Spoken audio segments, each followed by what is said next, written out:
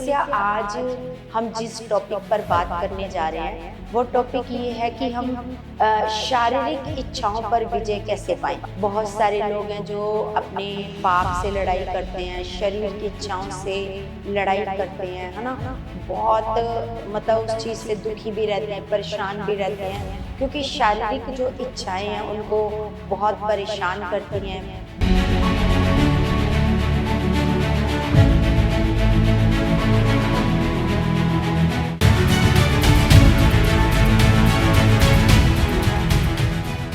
Praise the Lord everyone, God bless you all. परमेश्वर आप सबको बहुत सारी बरकतें और आशीषें दे यीशु मसीह के नाम से। आप सारे परमेश्वर में बढ़ते जाओ, उसके ज्ञान में, बुद्धि में, समझ में आप बढ़ते जाओ यीशु मसीह के नाम से। खुदा का आत्मा आपके जीवन में अनुग्रह दे और आप उसके अनुग्रह में बढ़ते जाओ यीशु के नाम से। आप उसकी सुरक्षा में बढ़ते जाओ यीशु मसीह के नाम से। सच में कलीसिया, ये मेरी दिल से चाहत है कि आप परमेश्वर में बहुत बढ़ो, आत्मिक जीवन में बहुत बढ़ो और परमेश्वर के साथ आपका रिश्ता बड़ा गहरा हो, बड़ा मजबूत हो। ये मेरी दिल से चाहत है और मेरा विश्वास है मेरा खुदा मेरी प्रार्थना का उत्तर दे चुका यीशु के नाम से। तो कलीसिया, आज हम जिस टॉपिक पर बात करने जा रहे हैं वो टॉपिक ये है कि हम शारीरिक इच्छाओं पर विजय कैसे पाएं, है ना। बहुत सारे लोग हैं जो अपने पाप से लड़ाई करते हैं, शरीर की इच्छाओं से लड़ाई करते हैं, है ना। बहुत मतलब उस चीज़ से दुखी भी रहते हैं, परेशान भी रहते हैं, क्योंकि शारीरिक जो इच्छाएं हैं उनको बहुत परेशान करती हैं, बहुत दुखी भी होते हैं वो बाद में, और वो बहुत संघर्ष करते हैं इसमें से बाहर आने के लिए। तो कलीसिया, बहुत लोग पूछते हैं क्या ये सच में संभव है कि हम शरीर की इच्छाओं पर विजय पा सकते हैं, है ना। बहुत सारे लोग इस क्वेश्चन को पूछते हैं, लेकिन अगर हम मनुष्य की दृष्टि से अगर हम इसका उत्तर दें तो इसका उत्तर होएगा नहीं, है ना। अगर हम परमेश्वर की दृष्टि से देखें, है ना, लेकिन परमेश्वर का जो उत्तर है वो हाँ है। क्योंकि सच में कलीसिया, हमें जैसे परमेश्वर का वचन बताता है, मत्ती 19:26 में लिखा है ना कि मनुष्यों से तो नहीं हो सकता लेकिन परमेश्वर से हो सकता है, क्योंकि परमेश्वर से सब कुछ हो सकता है। कलीसिया, अगर हम ये कहें कि अगर मनुष्य अपनी इच्छा से, अपनी मर्जी से या अपनी शक्ति से, है ना, अपने शरीर की इच्छाओं से बाहर आना चाहे तो वो कभी नहीं आ सकता, कभी नहीं आ सकता। लेकिन वहीं अगर परमेश्वर की मदद आपके साथ हो, परमेश्वर का अनुग्रह आपके साथ हो और परमेश्वर की शक्ति आपके अंदर कार्य करे तो आप सब कुछ कर सकते हो और आप अपनी बुरी इच्छाओं पर और शारीरिक इच्छाओं पर आप क्या पा सकते हो, विजय पा सकते हो। तो कलीसिया, जैसे ये सच है क्योंकि परमेश्वर से सब कुछ हो सकता है, परमेश्वर सब कुछ कर सकता है, और जो शारीरिक इच्छाओं पर विजय है वो संभव है, क्योंकि परमेश्वर का वचन झूठ नहीं बोलता। वो संभव है, लेकिन वो संभव कैसे है? वो संभव केवल परमेश्वर के द्वारा ही संभव है। अगर आप सोचो कि मैं अपनी कोशिशों से या अपनी शक्ति से इन पाप की इच्छाओं पर या शारीरिक इच्छाओं पर विजय पा सकूं, तो आप नहीं पा सकते। आप केवल परमेश्वर के द्वारा ही इन इच्छाओं पर विजय पा सकते हैं। तो कलीसिया, जैसे हम देखते हैं कि इन पर शरीर पर विजय पाने का क्या रहस्य है ना। आज हम उसी रहस्य के बारे में सीखेंगे कि क्या रहस्य है कि हम कैसे शरीर की इच्छाओं पर विजय पा सकते हैं। तो सबसे पहले हम एक वचन निकालते हैं गलातियों की पुस्तक में। गलातियों की पुस्तक 5 का अगर हम 16 पढ़ते हैं, 5 का 16 में यहाँ पर पौलुस कहता है कि पर मैं कहता हूँ आत्मा के अनुसार चलो तो तुम शरीर की लालसा किसी रीति से पूरी ना करोगे।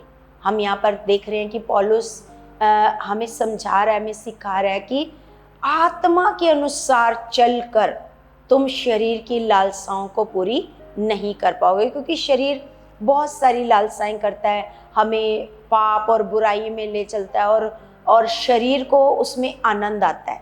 शरीर जब ये काम करता है, बुरे विचार उसके अंदर आते हैं या बुरे काम करता है, या शरीर की इच्छा, जैसे शरीर को प्रार्थना करना पसंद नहीं है, शरीर को वचन पढ़ना पसंद नहीं है। आप देखते हो जब आप शरीर से पढ़ते हो तो कैसे करता है आपका शरीर, है ना, ऐसे करता है कि जैसे अभी छोड़ दे, अभी प्रार्थना करना बंद कर दे, अभी बाइबल को बंद कर दे, अभी वचन सुनना बंद कर दे। ऐसे आपका शरीर ऐसे करता है, क्योंकि शरीर को बिल्कुल भी पसंद नहीं है आत्मा के काम, है ना। और आत्मा को बिल्कुल भी पसंद नहीं है शरीर के काम। शरीर को ये बुरे विचार, आत्मा को ये बुरे विचार, बुरी लालसाएं बिल्कुल भी पसंद नहीं है। इसलिए पौलुस हम लोगों को सिखा रहा है कि तुम आत्मा के अनुसार अगर चलोगे तो शरीर की लालसाओं को कभी भी पूरा, किसी रीति से पूरा ना करोगे, किसी रीति से।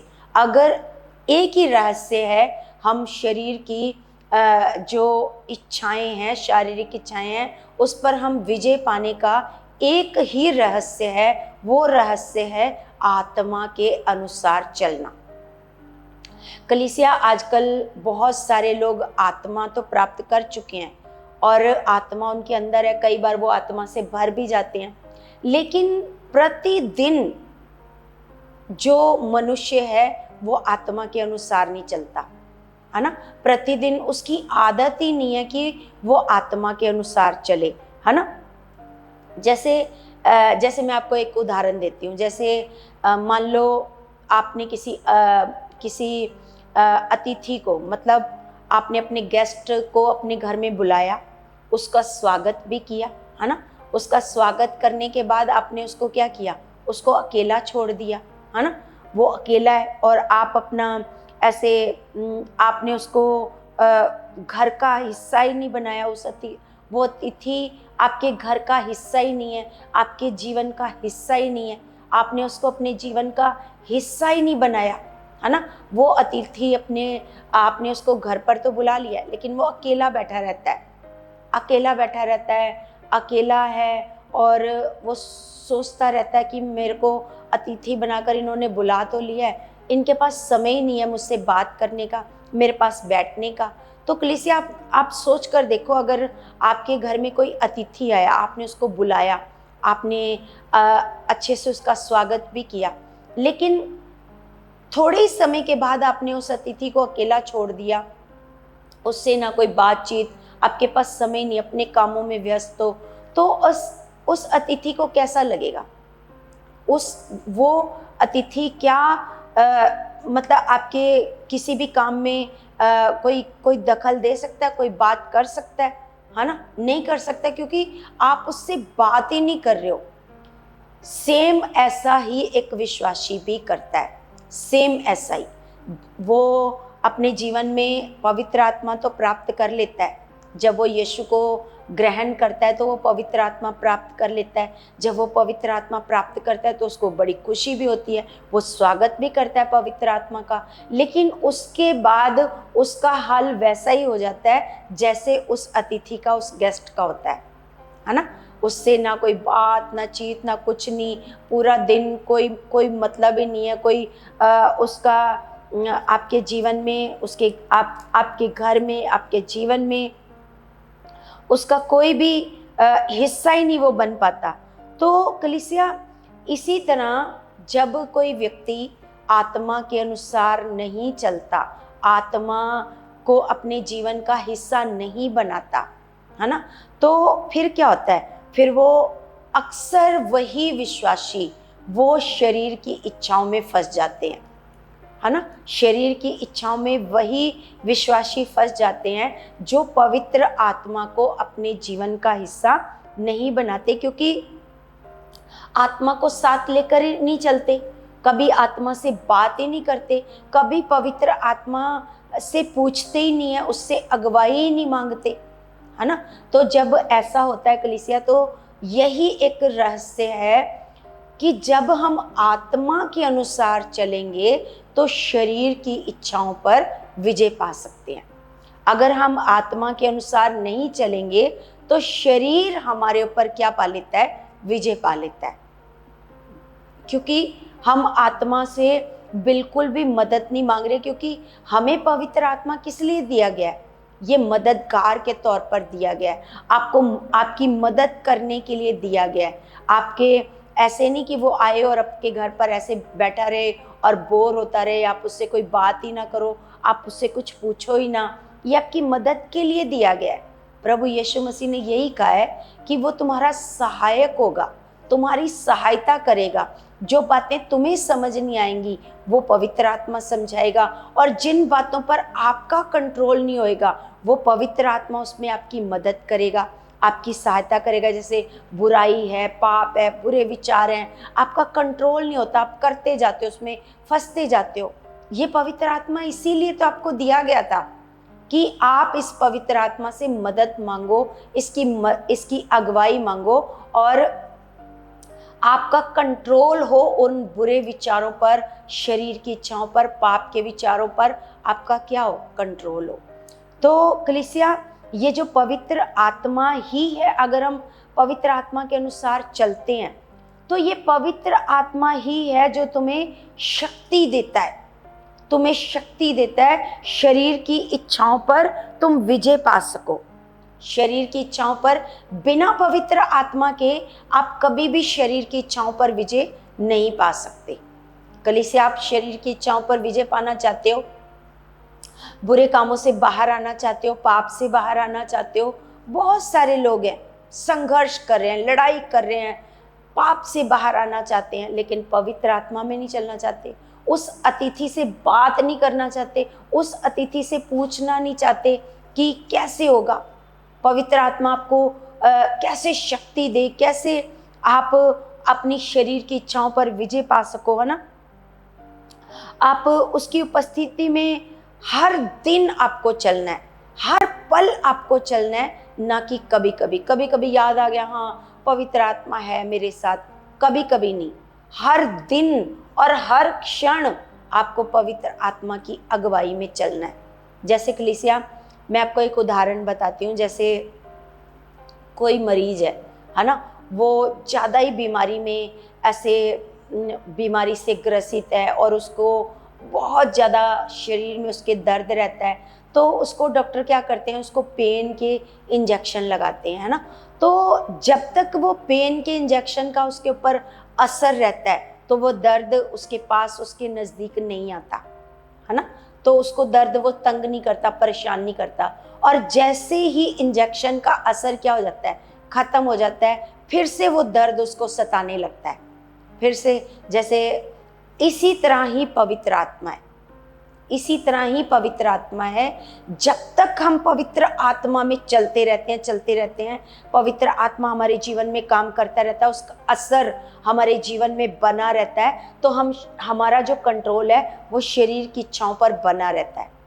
और जैसे ही उसका असर, पवित्र आत्मा का असर हमारे शरीर से खत्म होना, हम पवित्र आत्मा में चलना बंद कर देते हैं, बात करना बंद कर देते हैं, तो तुरंत उसका आत्मा का असर क्या हो जाता है? खत्म हो जाता है। इसी तरह कलीसिया, जैसे एक दर्द को खत्म करना है ना, तो उसका असर बना रहना चाहिए इंजेक्शन का। तो इसी तरह पवित्र आत्मा का प्रभाव हमारे जीवन में बना रहना चाहिए, तभी हम बुराइयों से बचे रह सकते हैं।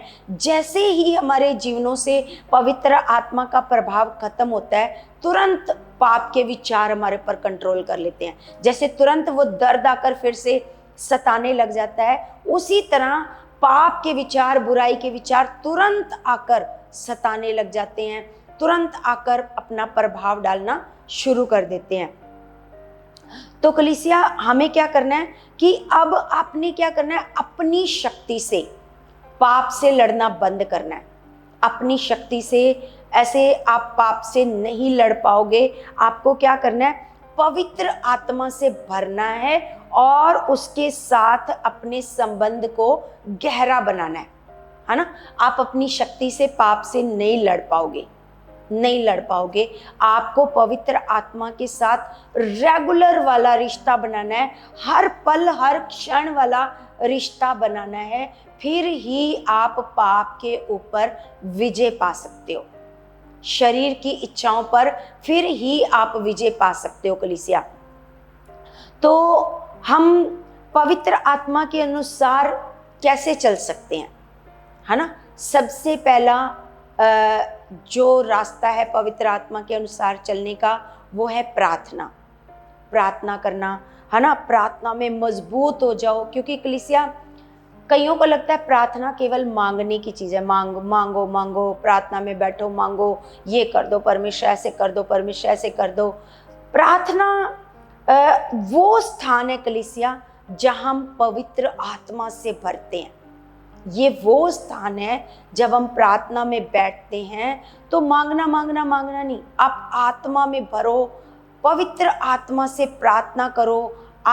ऐसे आत्मा के द्वारा प्रार्थना करना शुरू करो और आत्मा से भर जाओ, आत्मा में भरो।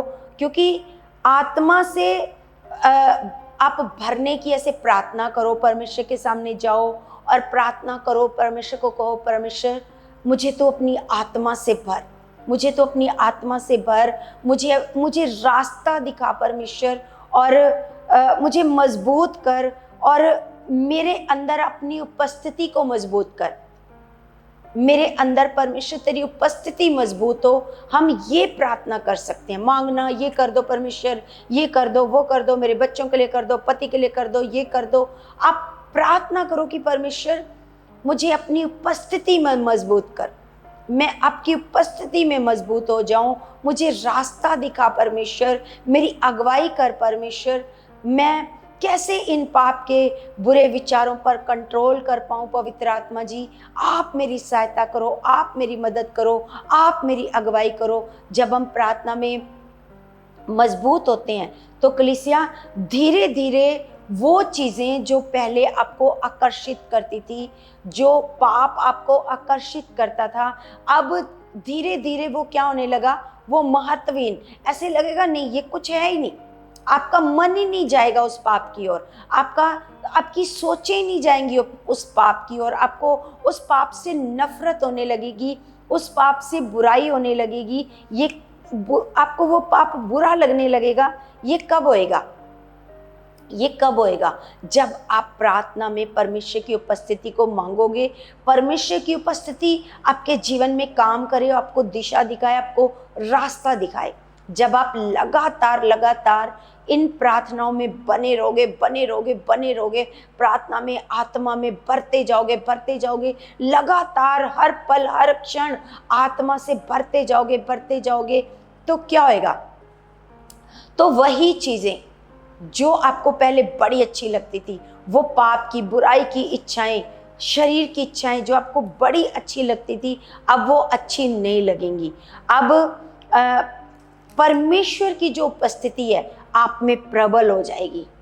जब परमेश्वर की उपस्थिति आप में प्रबल हो जाएगी तो फिर शरीर की इच्छाएं नीचे दब जाएंगी, वो नीचे दब जाएंगी। कई बार आपने देखा होगा कलीसिया कि आप अलमारी में कपड़े रखते हो ना, तो कई बार ऐसा होता है कि आप ऊपर तह लगाकर कपड़े रखते जाते हो और कई बार आप ऊपर वाले यूज़ करते रहते हो। कई बार बहुत सालों के बाद या महीनों बाद जब आप अलमारी को साफ करते हो तब आपको नजर आता है, ओ ये तो मेरी नज़रों से क्या हुआ था, ये कपड़े तो छिपे ही रह गए, इसको तो मैंने बड़े दिनों से पहना ही नहीं है। ऐसा हो जाएगा, ये ऊपर आ जाएंगी, है ना। जो परमेश्वर की उपस्थिति का प्रभाव है ये ऊपर आ जाएगा और शरीर की इच्छाएं ये नीचे दब जाएंगी और ये आपको नजर नहीं आएंगी। सच में ये आपको नजर नहीं आएंगी। तो जैसे कलीसिया हम एक वचन पढ़ते हैं इफिसियों की पुस्तक में, इफिसियों 6:18 में क्या लिखा है? तो यहाँ क्या लिखा है कलीसिया? यहाँ लिखा है कि हर समय और हर प्रकार से आत्मा में प्रार्थना और विनती करते रहो। हर समय और हर प्रकार से आत्मा में प्रार्थना और विनती करते रहो, और इसीलिए जागते रहो कि सब पवित्र लोगों के लिए लगातार विनती किया करो। तो यहाँ पर पौलुस हम लोगों को सिखा रहा है कि हर समय और हर प्रकार से, हर समय और हर प्रकार से प्रार्थना में क्या किया करो, विनती और प्रार्थना किया करो, और जागते रहो। क्या करते रहो, जागते रहो, है ना। और सच में जब हम लगातार परमेश्वर में, आत्मा में, हम प्रार्थना में लगे रहेंगे, कलीसिया जब भी आपको याद आए तुरंत अन्य भाषा में प्रार्थना शुरू कर दो, तुरंत अन्य भाषा की प्रार्थना शुरू कर दो। रिहा खाला रे बेतरे में केले रेंतना राशोंदोलोरिया बेकी नमस्सकत्रिया रिशेंद्रे बेकेले रेंतने में सोकोत्रो। जब भी चलते फिरते, उठते बैठते, हर समय हम आत्मा में प्रार्थना कैसे कर सकते हैं? हर समय हम बैठे तो नहीं रह सकते, लेकिन हम काम करते करते भी आत्मा में प्रार्थना कर सकते हैं। आत्मा में प्रार्थना करते जाओ, आत्मा में प्रार्थना करते जाओ, आत्मा में प्रार्थना करते जाओ। आप जैसे बहनें हैं बर्तन मांज रही हैं, प्रार्थना करते जाओ, है ना। काम कर रही हैं, झाड़ू पोछा बर्तन कुछ भी काम कर रहे हैं, भाई भी अपनी जॉब पर है, आत्मा में प्रार्थना करते जाओ। तो कलीसिया हमें खुदा का वचन आगे ये सिखाता है, पहला तो काम करना है कि प्रार्थना में दृढ़ होना है, और दूसरा परमेश्वर के वचन को अपने हृदय में बसाना है। परमेश्वर के वचन को क्या करना है? अपने हृदय में बसाना है। लेकिन शैतान ये नहीं चाहेगा कि आप अपने हृदय को, अपने मन को परमेश्वर के वचनों से ऐसे भरो। वो क्या करेगा कि शैतान ये चाहता है कि तुम हर चीज से अपने मन को भर लो सिवाय परमेश्वर के वचन से, है ना। वो मनोरंजन में बड़ा आनंदित होएगा, है ना। आप दूसरी बातें करो, गप्पे लड़ाओ, इधर उधर की बातें करो, उसमें वो बड़ा आनंदित होएगा, उसमें वो आपको बोर फील नहीं करवाएगा, आप बोर नहीं होगे। लेकिन जैसे ही आत्मा की बातें आएंगी आपको बड़ी बोर लगने लगेंगी। वो यही नहीं चाहता कि आप सारी बातों में इंटरेस्ट रखो, केवल वचनों में इंटरेस्ट ना रखो। यही हाल होता है विश्वासियों का। जब वो हर एक बात में उनको अच्छी लगती हैं, हर एक बातें सुनते हैं, मोबाइल पर रील देखते देखते घंटों बिता देते हैं, लेकिन वचन सुनना, वचन पढ़ना बिल्कुल पसंद नहीं आता, बिल्कुल भी। वो वचन उनके जीवन में उनको बोर लगने लग जाता है। तो कलीसिया ये शैतान की चाल है ना। और क्योंकि उसको पता है अगर तुम्हारा मन वचनों से भरा रहेगा तो तुम पाप से दूर रहोगे, है ना। अगर आपका मन वचनों से भरा रहेगा ना कलीसिया, तो आप पक्का पाप से दूर रहोगे। आपके अंदर परमेश्वर के वचन चलते रहेंगे। जैसे यूसुफ के बारे में आप जैसे वचन अंदर है, तो यूसुफ के बारे में, अच्छा यूसुफ ने कैसे लड़ाई करी पाप से, है ना। वो भागा, वो उस औरत को छोड़कर भाग गया। उसने कोई भी औरत से बहस नहीं करी, कुछ नहीं किया। वो क्या किया उसने? आपको पता चलेगा अगर वचन आपके अंदर होएगा ना, आपको पता चलेगा अच्छा यूसुफ कैसे भागा था पाप से, मुझे भी ऐसे ही पाप से क्या करना है, भागना है। मुझे बहस नहीं करनी, या उस लड़के से, उस लड़की से बहस नहीं करनी। मुझे क्या करना है? मुझे भागना है ना। जब आप भागोगे तो, और फिर आपको याद आएगा दानियल के बारे में। दानियल किस प्रकार वो अशुद्ध चीजों से बचा रहा, क्योंकि सच में आपके अंदर वचन रहेगा तो आप बुराई से, बुरे विचारों से क्या रहोगे? दूर रहोगे।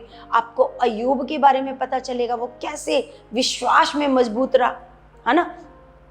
बहुत सारी बातें जब आप वचनों को पढ़ोगे तो आपके अंदर जब वचन रहेंगे तो आप पाप से और बुराइयों से क्या रहोगे? ऐसे आप दूर रहोगे, है ना।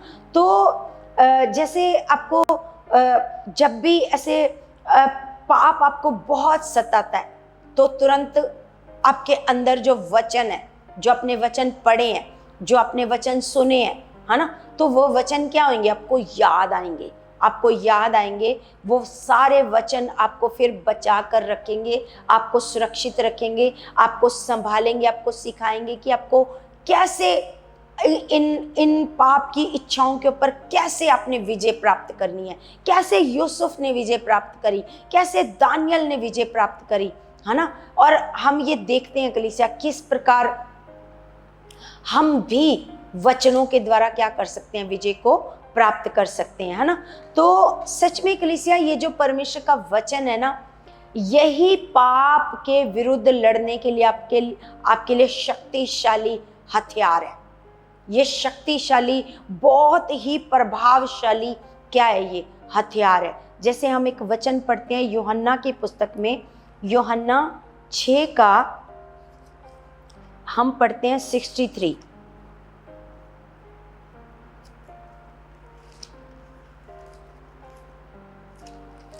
तो यहां पर लिखा है कलीसिया, यहां लिखा है कि आत्मा तो जीवनदायक है। आत्मा क्या है, जीवनदायक है, शरीर से कुछ लाभ नहीं। जो बातें मैंने तुमसे कही हैं वे आत्मा हैं और जीवन भी हैं, है ना। जो भी वचन है कलीसिया, वो प्रभु यीशु मसीह कह रहे हैं कि वो आत्मा है और वो क्या है, वो जीवन है। तो कलीसिया ये जो परमेश्वर का वचन है, यही क्या है, आत्मा है, यही जीवन है। तो सच में हम परमेश्वर के वचन से सीखते हैं। अगर आप रोमियो 8 अध्याय पढ़ते हो तो हम वहाँ पर बहुत सारी बातों को सीखते हैं, शारीरिक जीवन के बारे में, आत्मा के जीवन के बारे में बहुत सारी बातें सीखते हैं कि एक शारीरिक व्यक्ति कभी भी परमेश्वर को प्रसन्न नहीं कर सकता, और जो शारीरिक जो आत्मा के चलाए चलते हैं वे ही परमेश्वर के बेटे और बेटियां हैं। हम बहुत सारी बातें वहाँ पर सीखते हैं कि पाप की मजदूरी क्या है, मौत है ना। अगर आप पाप में बने रहोगे तो आपको कलीसिया सच में पाप के ऊपर या शरीर की इच्छाओं के ऊपर विजय को प्राप्त करना है, आपको करना है। अगर आप विजय प्राप्त करते हो तभी आप जीवित रहोगे, नहीं तो पाप आपको मार देगा। एक दिन पाप आपको क्या कर देगा, ये शरीर की इच्छाएं आपको क्या कर देंगी, एक दिन मार देंगी। आप आत्मिक रीति से पूरी तरह से मर जाओगे आप आत्मिक रीति से। जैसे परमेश्वर ने आदम को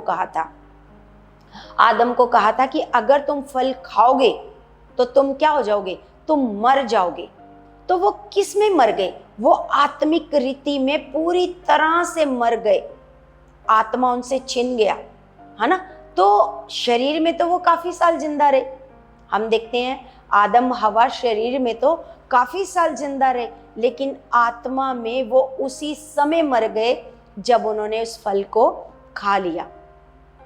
तो कलीसिया हमें आत्मा में जीवित रहना है। अगर हमें खुदा ने पवित्र आत्मा दिया है तो हमें आत्मा में जीवित रहना है, क्योंकि अगर आप आत्मा में जीवित रहोगे तभी आप शरीर की इच्छाओं पर विजय पा सकोगे, वरना शरीर की इच्छाएं आपके ऊपर विजय पा लेंगी, आपको हरा देंगी। तो कलीसिया हम बहुत सारी बातों को सीखते हैं कि किस प्रकार आप शरीर की इच्छाओं को आप कैसे आप विजय पा सकते हो। आप पश्चाताप के द्वारा भी आप पश्चाताप कर सकते हो, सच्चे हृदय से लौट कर आ सकते हो अपने परमेश्वर के पास। जैसे मैंने एक दिन पहले आपको वीडियो में बताया था कलीसिया कि किस प्रकार आप शरीर की इच्छाओं पर मैंने आपको बताया था पश्चाताप का असली मतलब आपको मैंने बताया था। पश्चाताप का असली मतलब है कि लौट कर आना, ना कि सिर्फ अफसोस करते रहना। लौट कर जब आओगे तब भी परमेश्वर आपको नया करेगा, आपका मन नया हो जाएगा, आपके विचार नए हो जाएंगे। और कलीसिया एक बात, प्रार्थना आपको लगातार करनी है, प्रार्थना में हर समय बने रहना है। और प्रार्थना क्या चीज़ है, अभी मैंने आपको बताया, प्रार्थना केवल मांगना नहीं है, पवित्र आत्मा से भरना है।